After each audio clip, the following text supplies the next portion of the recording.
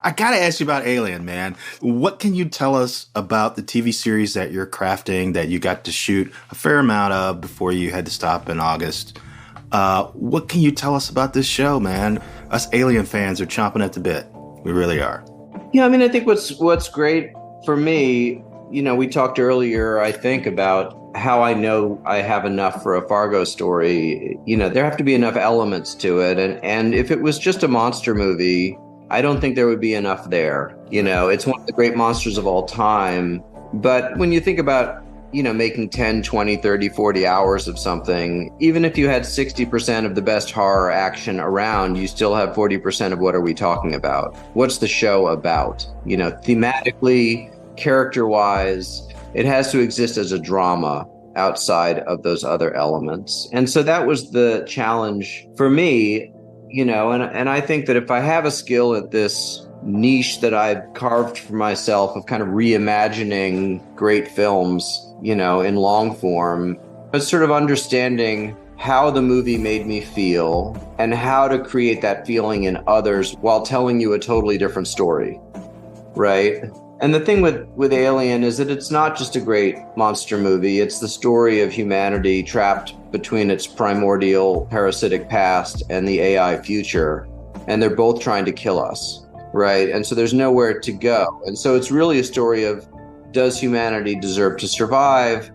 Does humanity's arrogance at thinking that we're no longer food and its arrogance at creating these AI beings who we think will do what we tell them, but ultimately might lose their minds, is there a way out? There's a moment in the second film where Sigourney Weaver says, I don't know which species is worse. At least they don't screw each other over for a percentage. And I think there's something really intriguing about that idea for me, which is about an exploration of humanity in all its goods and evils. And then, trying to recreate for an audience those feelings that you had in watching those first two films, which isn't easy in a franchise that has had 4 subsequent films and another film coming out soon. But I think I have some tricks up my sleeve. And so will this connect at all to the more recent films that we saw? I mean, Ridley Scott and sort of the folks who worked on the last 2 Alien movies provided a lot of backstory on how the alien got created and who was sitting in that chair in the very first movie. Are you paying attention to any of that, or for you, does that not exist? Well, I think, and Ridley and I have talked about this and many, many elements of the show. I think for me and for a lot of people, this perfect life form, as it was described in the first film, is the product of millions of years of evolution that created this creature that may have existed for 1 million years out there in space, And the idea that on some level that it was a bioweapon created half an hour ago is just inherently less useful to me. You know what I mean? As Yep. In terms of the mythology and what's scary about this monster. What I also will say is when you look at those first 2 movies, what you have is a retro-futuristic technology.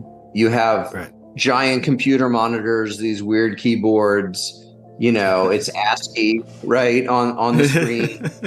And you have to make a choice. Am I doing that because in the prequels that Ridley made, the technology was thousands of years advanced from the technology of Alien, which is supposed to take place in that movie's future. And so there's something about that doesn't really compute for me. And I prefer the retrofuturism of the first 2 films. And so that's the choice that I've made, is to embrace that. There's no holograms.